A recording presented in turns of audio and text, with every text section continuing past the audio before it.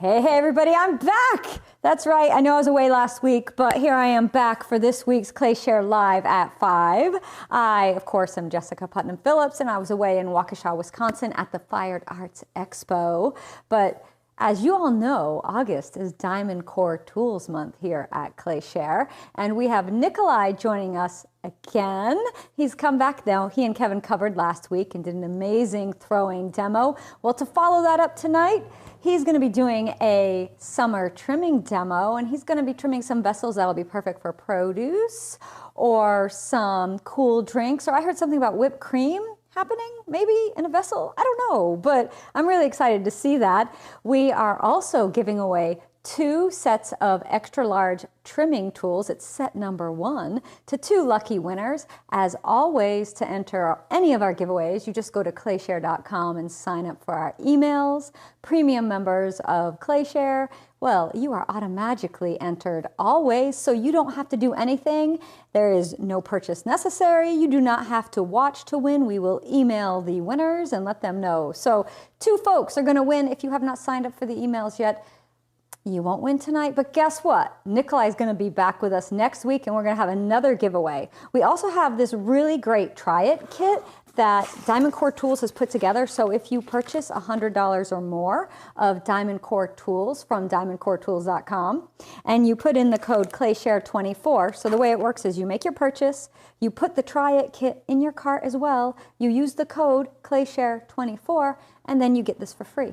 So it's pretty awesome. It has one of the fine sponges, it has a throwing rib, and one of the DiamondCore Tools triangle metal ribs in here. So that will be going home with some lucky winners who purchase all through the month of August. All right, so the other news that I have is directly after this, when we finish trimming with Nikolai, I will be doing using DiamondCore Tools handheld extruders, and I've got 2 cupfuls of extruders. We won't use them all. We've done that before. We've used every single one in a broadcast. You have to go back and find that one. But I'm going to be doing a demo. We'll put some on a tray, kind of like I did on this one here. We'll put some on mugs, kind of like I did in the Harvest Tankard, and then this cute little wheel-thrown Halloween mug that I have here. I'm going to answer questions on how to use them and all the tips and tricks that I have learned over the years using these handheld extruders. I'm going to share them all with you at 6:15 p.m. Eastern Time. That's coming up directly after this broadcast ends. All right, that's enough of me. I will be moderating. Nikolai will be going ahead and doing the demo. If you have any questions for Nikolai, you type them in. I will ask him. He will answer. It works out really great. So let's head on out to California and see how Nikolai is doing this afternoon. Hey, Nikolai, thanks for joining us. How you doing? How's it going? Thanks for having us. No, we're really excited. We're excited to be back. If you joined last week, you saw some cool summer throwing, we're calling it. We got some good fruit bowls or maybe some ice cream if you're a fan of that. And today I'll be trimming all of those things. So we got some cool tools to show you. Some of these you may have seen before, and then I do want to make sure I touch again on that Try It set. So the wood triangular rib, I used this quite a bit last week. So if you missed that, go check it out. I'll be showing some of the vessels that I made with it. This week, however, and I touched on this a little bit last week, I'm going to be using this blue sponge quite a bit. It's in the Try It set. If you haven't had a chance to check that out, I use this all the time for throwing. Last week, I used the purple and the black sponge quite a bit. Those are geared more towards throwing, but this week, while I'm trimming, I'm going to be using the ultra fine, super smooth blue sponge. And so I'll get started and see how much I can get through today. So last week, the very first thing I made was this tiny little cup. It was a little wonky, but I think we'll give it a go on trimming it. And one thing I wanted to show was just even if you do end up with something like maybe it's a little off or a little wonky, sometimes it's worth, having a go at it and trimming it and seeing what you can turn it into. I don't always, if I mess something up, I don't always just scrap it right away. Sometimes it's a good chance to practice trimming a new type of foot or a new shape or something. So we'll do that today. I also want to kind of highlight some of the small trimming tools that we have on that. So here we go. If you've joined before for some trimming, usually what I do is I'll just wet the rim and stick it on. It's a pretty reliable method, and the more you practice it, really the easier it gets. I like to sort of circle the piece a little bit, and it builds up a little bit of slurry in there, and that's really what sticks. Some people will actually take a little bit of slip and just sort of wet the rim with it. I just go around and then we'll give it a little tap center to where we want. And again, this piece was a little bit off, and so I'm just trying to center kind of like the shoulder right on the middle here. That's what matters. We'll make sure that's secured on there. And then I'm going to use the back end of one of our trimming tools.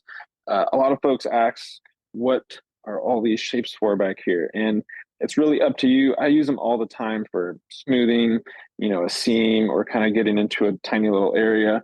On all of our small tools, it's this really handy little paddle, and I use that just to kind of seal the rim on there a little bit. And then I'm going to start with the T1, classic T1, you can't go wrong. The first thing I do is sort of clean everything up. This piece is a little bit more wonky than others, and so I want to make sure that I kind of do a light pass over everything with the corner and even everything out. I can tell right there on the edge it gets off pretty quickly, but we'll just trim through it. Sometimes I think when I see someone who's, if you don't trim a lot, you can kind of get, and I'll do it too sometimes, you can get a little timid about trimming if it's wobbly, and then you just end up bouncing with the trimming tool. So even where it is a little bit bouncy, I'm just going to hold it with two hands and move slowly, and I'm going to end up trimming right through that spot. And when you're using small corner, so you can either use like the T1, any kind of corner like that is great. Sometimes I'll even use the T6. This is the spade shape. It comes to a point. This is actually really great for trimming through some uneven spots, because the smaller the point you have, the easier it is to kind of just glide over or kind of trim through rough areas, and then you can come back with a wider tool. So I'm just going to clean up this a little bit. All right, so step one, whenever I'm trimming, is I start with the inside of the foot. So I'm going to add a foot ring, and just so you guys can see, I'm going to make it about there. Hopefully you can see it a little bit, but that's where I'm going to plan on the foot ring going. But I'm going to start with the inside and work my way out.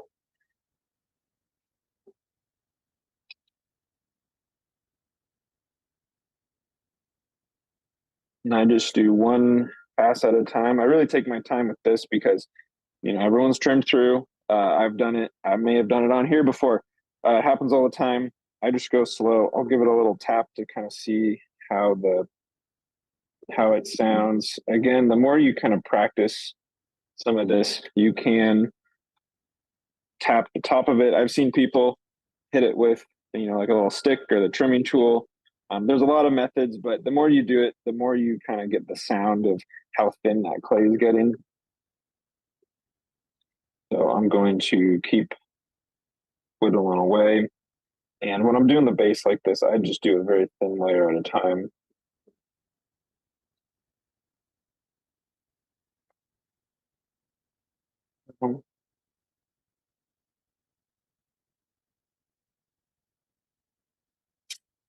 So I know that is as thin as I want it.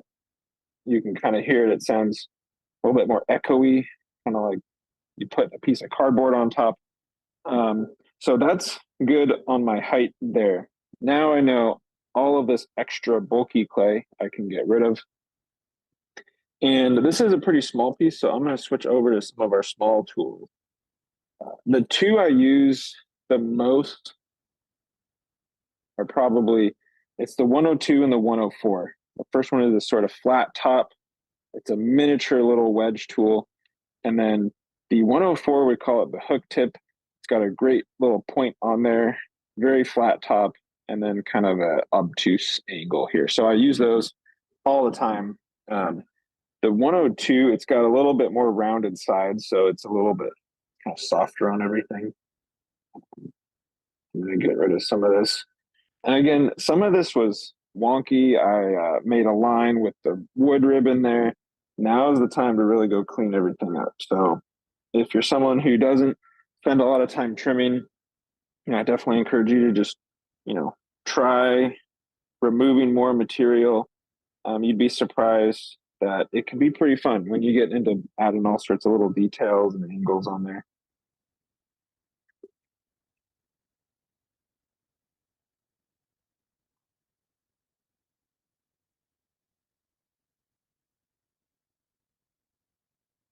And then towards the bottom, so the rim of the piece, you'll see my tool is wavering in and out. And so that's because when I centered this, I centered the closer to the base. So that's where it's even.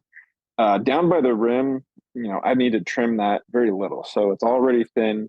And so what I do there is just sort of fade it off. A lot of the time, the very rim of your piece, that's not going to be as centered as the very base of it. And you really care about trimming that foot in and removing like the bulk of the clay there. So the very rim, I'm just going to fade it out, but I'm not too worried about removing anything there.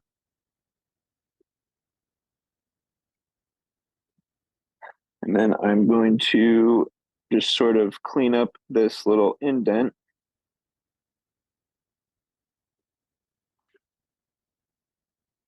Then I'm going to switch and I'll use the 103 a little bit here. This is a small little round loop tool. If you're used to using sort of round U-shaped tools, this is a great one. It's just small, very easy.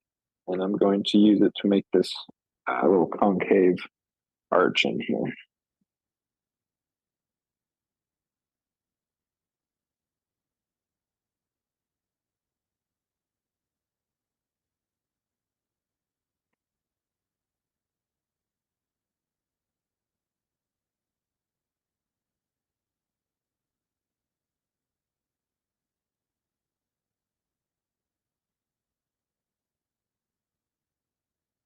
Just like that.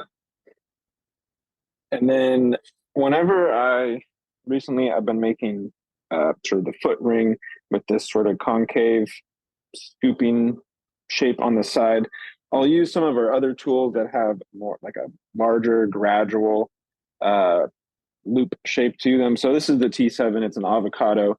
You could use a T2, but this one I use right in that area because it'll kind of smooth and trim everything at once. And it leaves just a really nice surface. I love the avocado, and that's exactly what I use it for. Because I often do that type of foot on my pieces, and so that's perfect for it.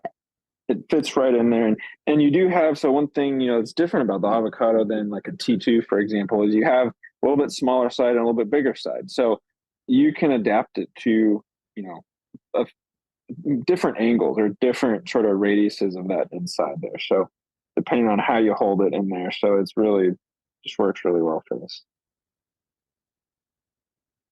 Just like that. All right. So I've got the foot here. I've got everything else cleaned up. The last little thing I do is I really like the foot to be nice and rounded on top. And so I'm going to use one of the feature trimming tools.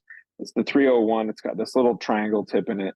I don't use this for the whole foot because a lot of the time I like adding other shapes to it.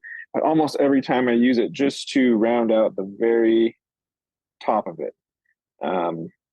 Just because rather than trying to trim a round shape in there, a lot of the time if you have a tool and you're trying to go up over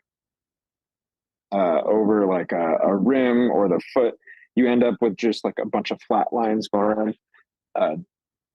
Rounding that off with sort of a inner shape like this just works really well. So all I'm doing is I'm just using it to clean up that foot. Hardly anything. And there we go. So we'll leave this one, pull it off. So what I do is I grab it and just pull forward a little bit. It's important not to just put your fingers in a couple spots because you might dent it. So I just sort of grab the whole thing. So then I will use the blue sponge again, and that's what I use to sort of finish up the rim. And the blue sponge is going to be the smoothest, very fine. And I just go around a couple times, smooth that out. There we go. So this is what we were maybe talking about. Could be good for some whipped cream if you got some strawberries, fresh berries. Put a little bit of whipped cream in there. Ice cream could work. It's a little small though. So there's your little whipped cream cup. We'll leave that up there. So next on the list is that large bowl that we did at the end of last session. And so you'll see on the inside of the bowl, I use some of our new wood ribs, and it leaves just that perfect, smooth, spherical inside. I mentioned last time that when you're throwing a bowl, and this is something I learned a long time ago, or when you're throwing anything, especially a bowl where all you really see is the inside, is throw the piece. You want to shape the inside. That's all you really care about.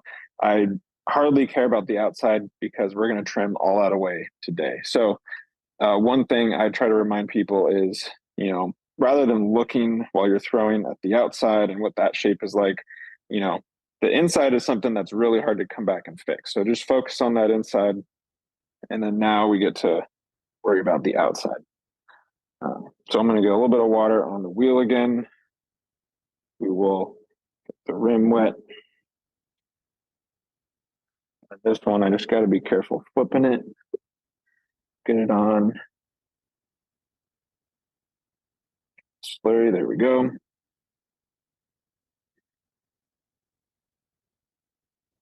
Get it centered. This one, it wanted to stick right away, so I gotta not press too hard. There we go. Okay.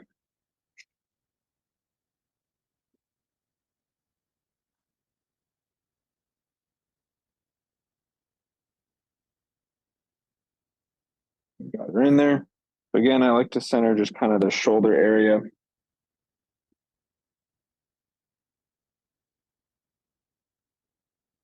We'll give it a light tap around. Make sure it's on there. And then I'm going to use that small little paddle again just to seal the edge. Now, I didn't used to do this, but I've been doing it recently just as a little extra precaution. Usually when you get a little bit of that slurry going, you'd be surprised how well this piece will actually stick. Okay. So on this piece, I'm going to start with the T201. So this is the large version of the T1 trimming tool. The blade's a little bit wider. It's overall quite a bit bigger. I'll hold one up. So if you like the T1, you'll like the T201. I use this for any large pieces because you can take a lot of clay off at once and you still have a corner. You got a big round piece. It works out. So same thing, I'm going to start in the middle. And just start removing some of this clay. And I'm going to leave the top of the foot ring right here.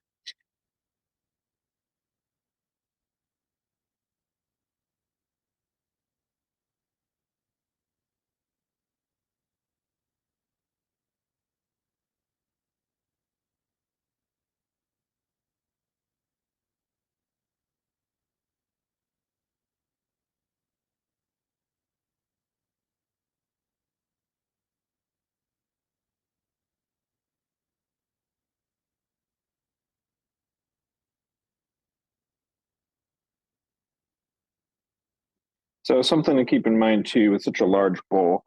And when you're using like a rib, like what I used here, where you really get a spherical inside, you have to keep in mind that if you just trim flat on the bottom like that, it's going to be much thicker as you go out. So when I trim the inside of these bowls, when you have a really large ring like that, I actually trim kind of a dome shape, and that matches the inside. So you get a much more even wall on the bottom. And it's, with such a large piece like this, it's not that noticeable, but it's something that you can just keep in mind. That way, if you trim a big piece, you leave it flat and you take it off and you realize that there's quite a bit of clay left here, that's why. So I listen here and then I'll tap over here. So sometimes you can even hear echoey in the middle, not very echoey on the side.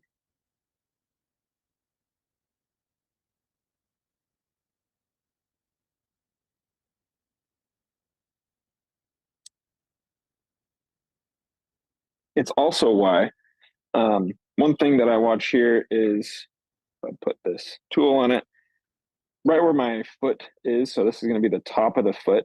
That's not all that much taller than the very middle of the piece. So the inside of this, remember, is dome shaped. And so if you make your foot, really far out, like let's say, if it gets too wide, you got to watch out that the middle of your bowl or the middle of your piece isn't taller than your foot, because otherwise when you flip that around, you're going to end up with a really wobbly bowl. So that's happened to me too. Not as often on cups or anything, but it's something to keep in mind on a big bowl or something where you want a wide foot, but you're also trying to kind of match that dome shape. So that's why I didn't trim the top of this foot at all. I'm leaving that, leaving all the material I can there, and then just trying to get the middle of this down a little bit. Worst case scenario, you can come in and just sort of push the middle, but I don't think I need to do that here. I'll take a little bit more off.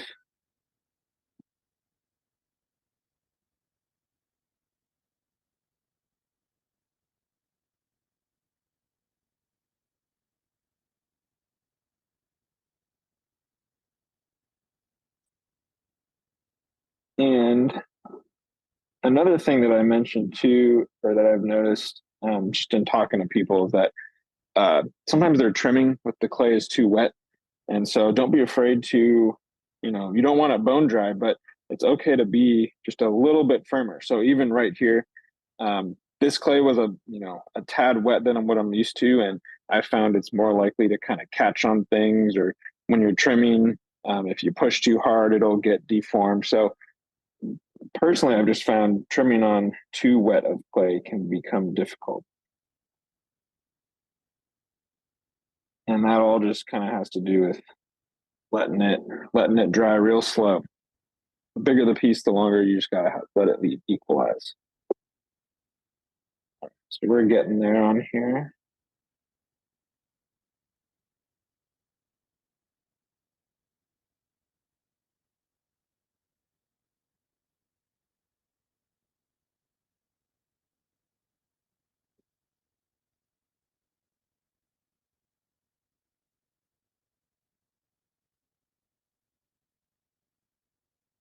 Okay, so I was using the corner quite a bit. Now I'm going to sort of tilt the tool and I'm going to trim more with this large sort of arc shape that'll start to smooth everything out.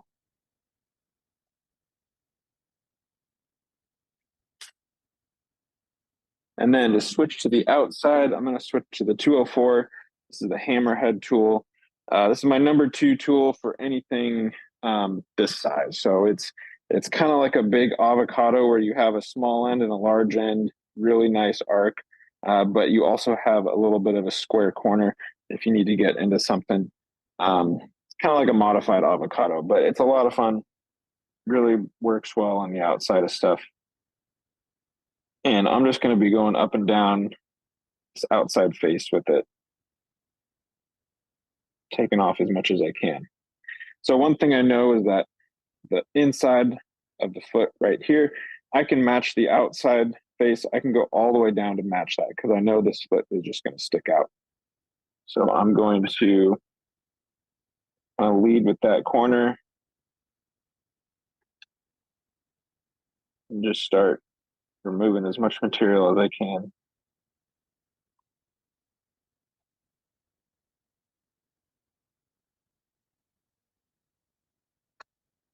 And this is a B-Mix clay, just a reminder for everyone. So it's very smooth. You're not going to get any grog in here. The tools are going to be fine on groggy clay, but B-Mix, you're going to get really clean edges. And another reason where you just have to, I'm extra careful when I finish. I want to use the right shape of tool to finish that surface, because every little mark or where you were trimming, every line is going to show up.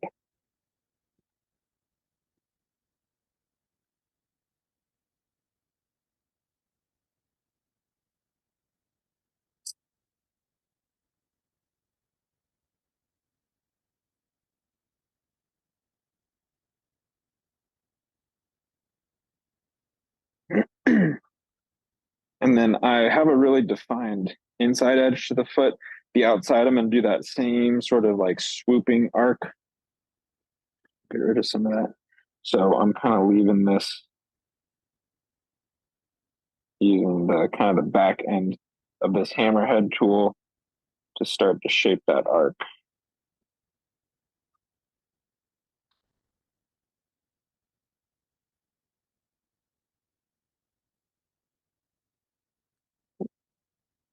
Watch out for fingers.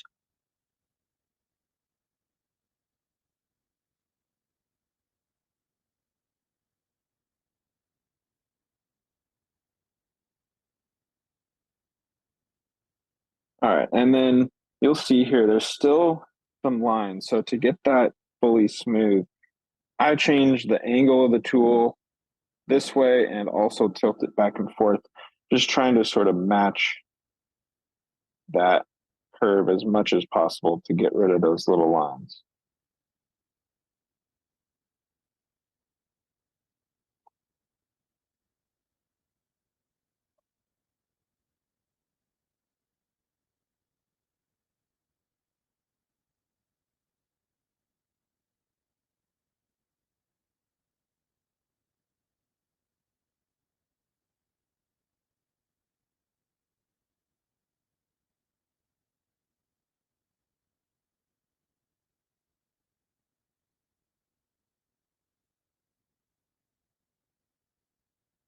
Right.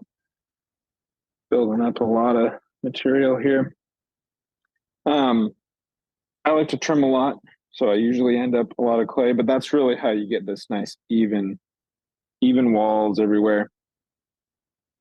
And then I'll come back with that T7 again, the avocado, get the very inside of this. But again, sorry, the outside. Smooth that out. And then fade that out over everything else.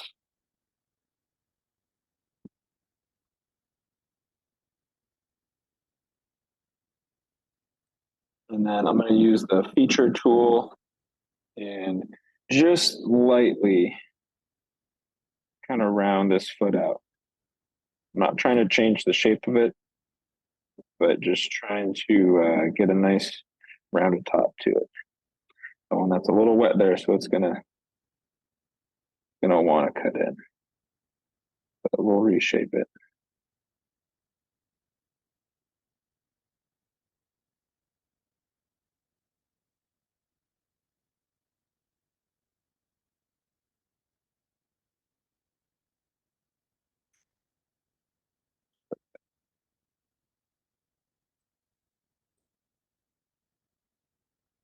We'll hit the avocado on the outside.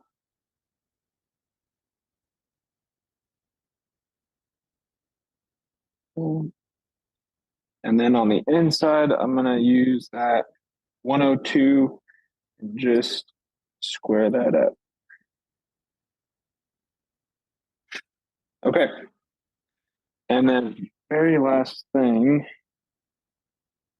sometimes you can use a finger, sometimes I'll use a rock or a metal rib, but just kind of, I'll smooth some of this out by burnishing it. We had a question about if someone is getting chattering that they don't want. They want to know what causes that and how can they prevent it from happening? What are they doing wrong? So oh man, it's a really common question. Chattering it's a tough topic. A lot of the time it has to do with the angle of the tool. You have to think, and you can get it kind of anywhere. You can kind of make it happen, but basically what's happening is the blade, any sharp blade, whatever tool, what it's most common on is kind of when you get a really flat blade, or a like the most common of our tools is the T8, where you have this really straight flat blade. When it's going into the clay, imagine that clay is coming around, and this blade right here, it will cut in and then bounce off, and then come back, bounce off, come back, bounce off. So what happens is it starts itself, and then it's kind of self-perpetuating. So once you get a little bit of those bumps, and it could take one little bump, it could take just a little bit of pressure. If you push too hard, that'll start it. But once you get it, it becomes really annoying, and it's really hard to get rid of. So that's kind of part one. Whereas it has to do with the angle. If I notice I'm getting it, all I'll do is I'll turn this tool up. So rather than this whole flat, sharp part of the blade hitting at once, I turn it so as the clay kind of comes through, it's more like shaving along at an angle. So that helps quite a bit, especially with like our large 203 blade. Or if you're using like those hook kind of Japanese style trimming tools, those, especially on the tip of it, those are used for chattering quite a bit, but you'll notice it'll happen on that too. So any of that long flat blade, I will turn it quite a bit so your clay is coming through at an angle and kind of shaving it. If that's not working for you, what I do is sort of what I mentioned in the beginning about using a very small point to sort of trim through rough areas. So what happens is when you do have a chattering area, and if I have time later, I'll show you on a piece. But if you have a section where it's been chattering, it's really rough. If you have a tool and you just try to press harder to make it go away, you're only going to make it worse. So it's going to be throwing you all over the place. What works really well is getting a tool with a sharp corner, and just trimming, being really steady, but trimming one thin little line and moving as slowly up as possible. So that way you literally have to remove that whole shell, that outer layer that's all bumpy, and make it smooth again. So if I have a chance a little later, I'll show you on a piece how you can kind of deal with chattering. But it's really common. It's a big topic. A lot of the time it's part of the tool shape and the blade shape, and the other time it could just have to do with how you're holding it, and also how wet the clay is. If you have a little bit wetter clay, it's going to stick a little bit. So there's a lot of factors, but hopefully that sort of helped a little bit. If you want to get rid of it, use a point, and go very, very slow, as small as you can. I'm going to stop this one. We'll try to get this off. So you'll see on here, when you get it stuck right, there we go. You kind of have to break the seal. It will stick really well. Yeah. I have to ask why you don't use a bat when you trim big things. Mostly because I just don't enjoy having to stick a bat on the wheel and bat pins, and it's just I think it's a personal preference thing. Absolutely, I just had to ask. Once I learned how to make the piece stick, I will use a bat if it gets to be larger than the wheel head, of course. But anything else, I just go right on the wheel. You throw directly on the wheel too, right? You don't use a bat when you throw. I do, yeah. I do on this piece. Actually, when I threw, I did use a bat. If I know I'm going to make a large enough piece where cutting it off and sliding it off the wheel is going to be sort of cumbersome, or I'll more like dented or something like that, I'll use a bat then. But a lot of the time, even I'll throw a big piece on the wheel and I'll just let it dry for a little while, to the point where I can slide it off. So again, it's just a personal preference, but I kind of find the wheel head, and I've just, having issues with a wobbly bat, or any kind of like shaking on a bat, I've just found the wheel head is rock solid. It's not going anywhere. So that's sort of my where I come from. All right, so this one we'll leave. Now this was our ice cream bowl. I think it's about the right size. We'll go with that. If you don't like ice cream, then you could put berries in here. And because we sort of matched that dome, the outside, I don't know if you can tell, but we trimmed a lot of material off here, so I can feel that this wall thickness, it's really even about like that, going all the way down to the foot. So it's a lot lighter than when we started. That's one thing. If you find it hard to throw thin walls and really light stuff, that's okay. You can trim it. You can trim a lot thinner than what you can throw. So, give that a shot. Don't try to stretch things too much when you're throwing. Just get a solid shape, focus on the inside, and then you can come back and trim it as thin as you like. Alrighty. If we got time for one more, I can do our drink cup. Yeah, we got time. We got 18 minutes. We can fit it in. Oh, perfect. We can do it. All right. So this one is a cup. I didn't throw this one last time. It was with my warm-up cup, but it's a good size little cold drink cup for the summer. I'm not going to end up putting the handle on it because it'll be nice to put some ice cubes in there and hold on to it, especially here in San Diego where it's 95 here yesterday. So we were feeling it. Oh, wow. It's in the 50s here. So a little bit of a difference. We could go for that, but we got to rely on cold cups. So we'll get this one, and this is what I do. I just kind of go around. So I feel it stick. Add a little bit of water.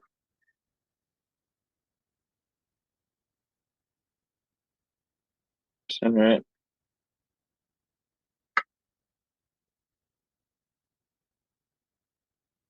So here's another example. I center this sort of shoulder right here. The rim is going to be a little bit off, but that's okay. That happens all the time. And I'm going to use the little paddle. Seal that in there. Okay. So now on this cup, this is a lot smaller. I'm going to be using a lot of these small and regular tools. I'll start with just the regular T tool, and I'm going to level and kind of even out the bottom.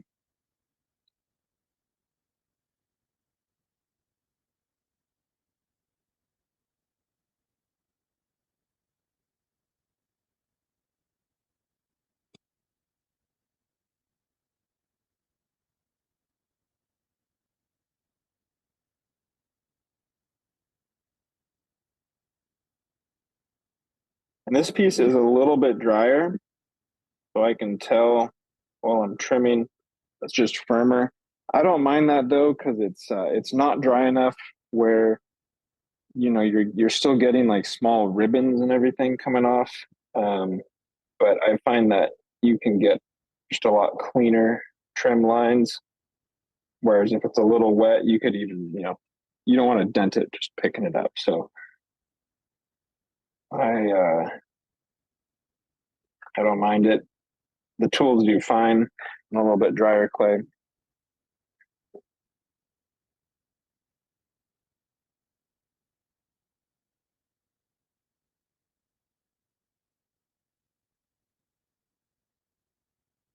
And this one I know I have a little bit more on the bottom, a little bit more clay. So that foot's going to be a little bit thicker, which will be nice.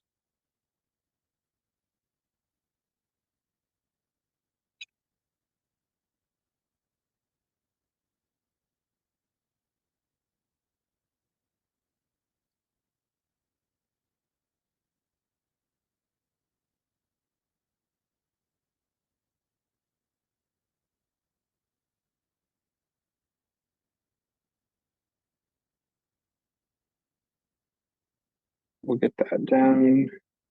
What feels good.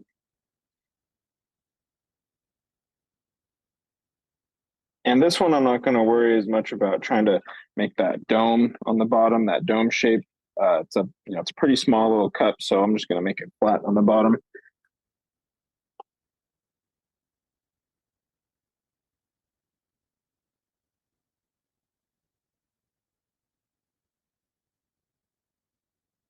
And that gets to be a little bit of a tall foot, so we'll trim that down a little bit too.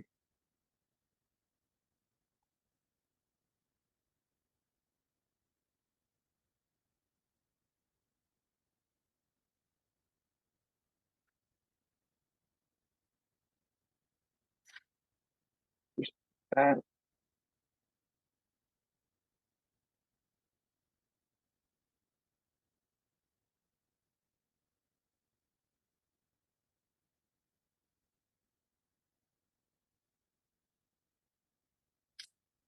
Okay, and then I'm going to do the same thing and make this little concave shape here.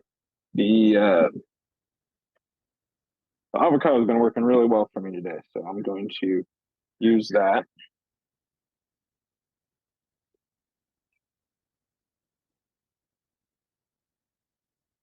And you'll notice I keep everything pretty tight. I'll even put my finger right on the blade just to kind of steady it, and rest both my arms on my legs and just be as sort of still as possible. So that's really important while trimming. If you hold the tool way back with one hand, I don't trust that at all. That's also how you might get some chattering going, but just being real firm, I'll even sort of just rest these fingers right on top of the piece. It just locks everything down as best as possible.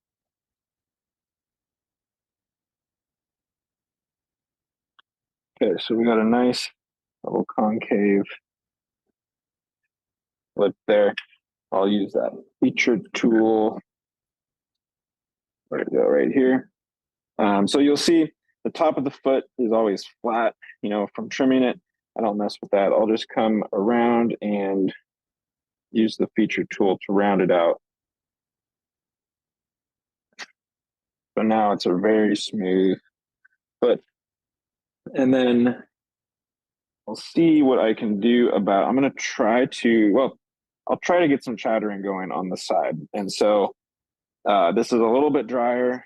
I'm going to hold the tool a little bit further back, and I'm going to make sure that the blade here is kind of is straight down. And so if I hold this down, maybe you can hear it going. There we go.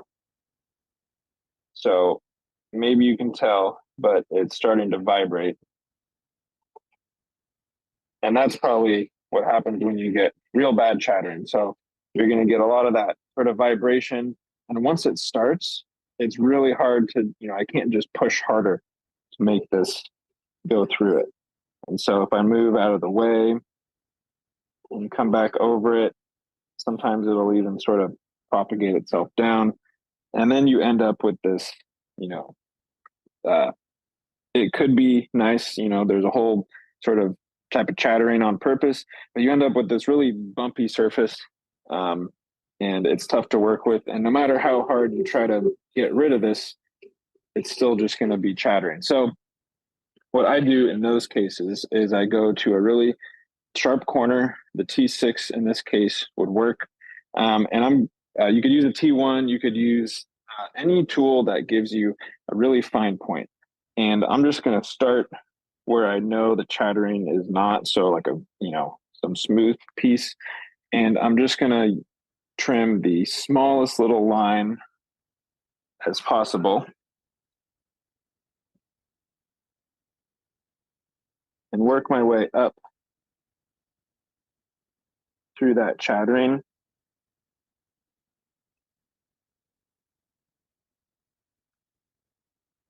Very slowly. And what it's doing is I'm trying to just remove that chattering. You'll see that as I'm moving up here, I'm just getting rid of it. But because it's not a big wide blade on there, it's not going to catch itself again. So it's a lot easier to be steady and sort of remove that chattering if you're using a very small corner.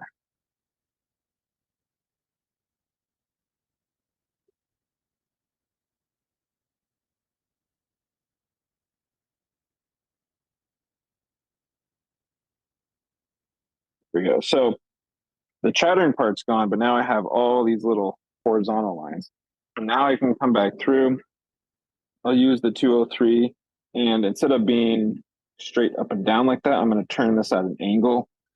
Doesn't really matter which way, but that angle is going to help reduce the chattering. And right here, it's going to be a little dry, so bear with me.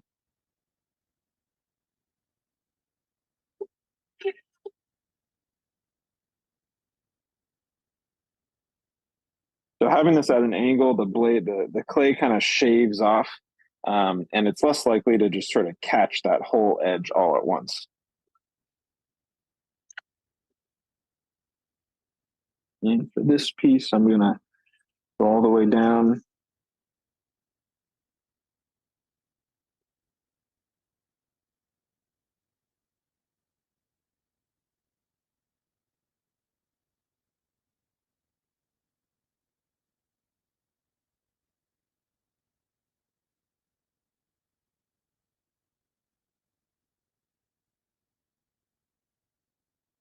Go.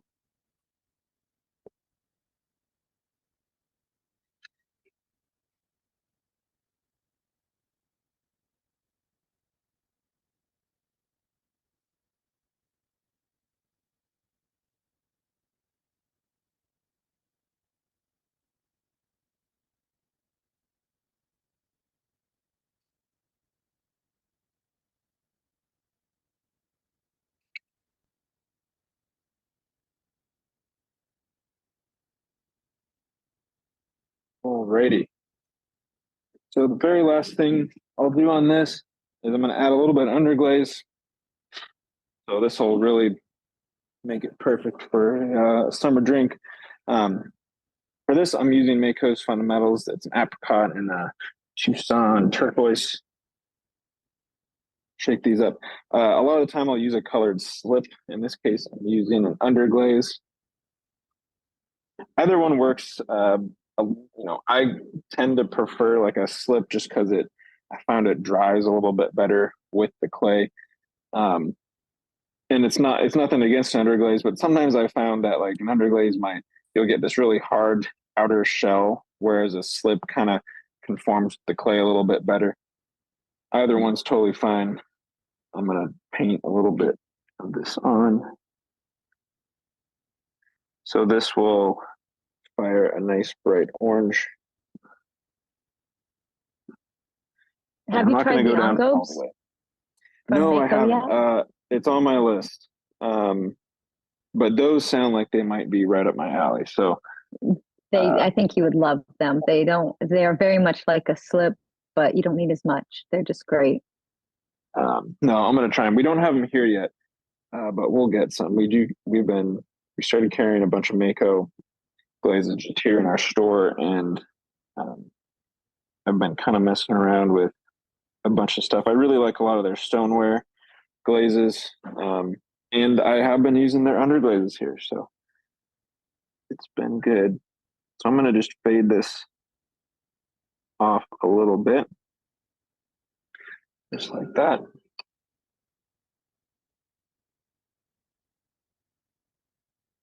Our brush.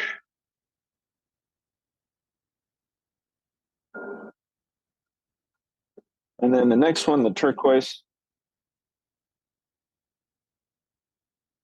I'm going to add a little sort of stripe on the bottom. Or sorry, the top of what you're looking at, bottom of the cup. Now this one, I'm going to try to get it pretty heavy at first.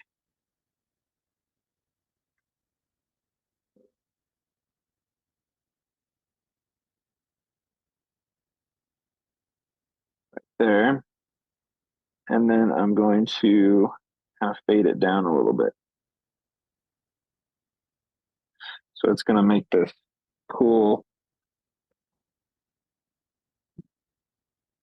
sort of blend there.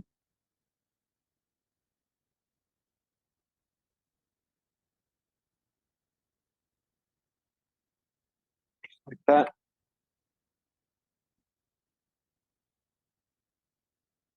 And then we'll hit this with the torch a little bit.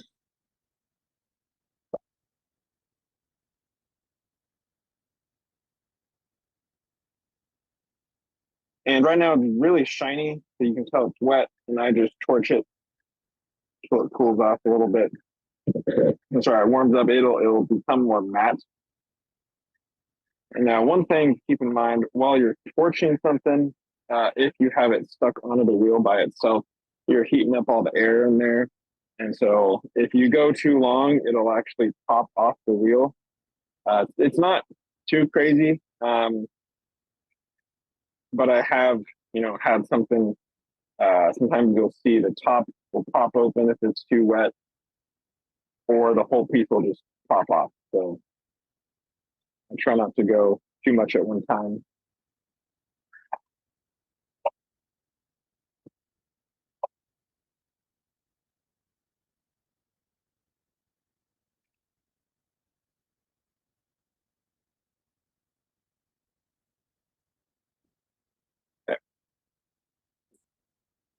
And what that does is that just allows me to come back and add a couple little cleanup edges.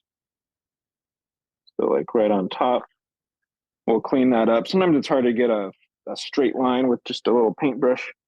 And so in this case, I'll come back with the small tool. I use the T104 for this all the time because it's got this little point and this little angle I use to sort of reset all the sides. And then I'll add a couple horizontal lines. And these are nice to use for kind of carving later on.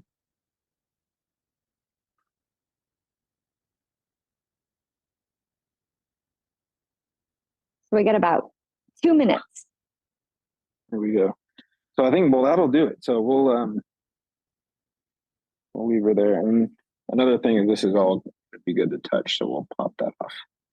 There we go. So any little areas like this where you maybe just a little bit, we'll sponge that off.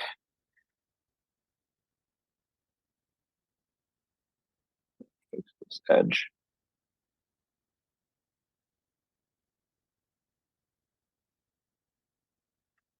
There we have it. So we got a nice smooth rim. And this will be a really fun cup to carve. So we'll carve that next time. And when this is fired, I put a little clear glaze on top, and all this like fading, blending these colors, it turns out really cool. So it's very sort of a warm, summery, just a really bright looking cup. So that's going to be for your icy cold drink on a hot day. And there we have it. So I love it. We'll add that in there, and that's all we got. Awesome. So you will be joining us next week. And you mentioned a little bit, what exactly are you going to be doing next week with us? So I'll be carving all these three things. So what I'll try and do is we have some new fine point tools that I haven't talked about on here. I'm going to use those on this one that I just made with the underglaze. They're going to be perfect for the fine point. Sort of doing a sgraffito design with fine point tools. And then on these other two pieces, I will use either some fluting tools or some other regular carving tools and do some other, totally different designs. So we'll see if I can get through at least two of them. Sometimes carving takes a little bit longer, but are those the FP 10, 11, and 12 that you'll be demoing next week? Yep. So folks can be ready. FP10. All right. So folks can look forward to that. All right. Thank you so much, Nikolai, for being here with us for the fabulous DiamondCore Tool Week. It's been awesome. We'll see you next week for some carving. Thanks for having us. We'll see you next week. So awesome. Thanks, Nikolai.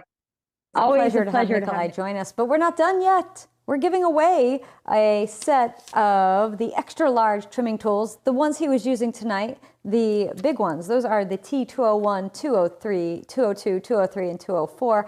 That is a $169 prize. We're giving away 2 sets of those. That's a pretty big prize. If you are signed up for our email list, guess what? You automatically were entered. I bet you didn't even know it, but you are. Premium members of ClayShare, you are automatically entered always.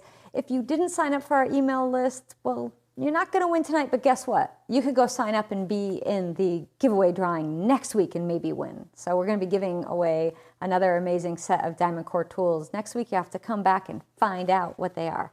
Actually, I'll tell you beforehand, but you got to wait. So tonight, the winners of the trimming set, the extra large, are Emily Sherry. Congratulations, Emily. You are going to get yourself a set of 4 of the extra large DiamondCore Tools trimming tools. I don't even have those, so yay.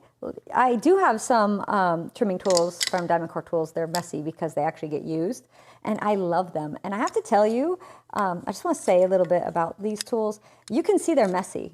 They live in my pottery wheel like area, and they're covered in clay always. I never clean them. Right, I don't. Sorry, but I don't. And they don't rust. They don't mind being dirty. And they stay so sharp. They're amazing. So I love them to bits. They're really the best trimming tools out there.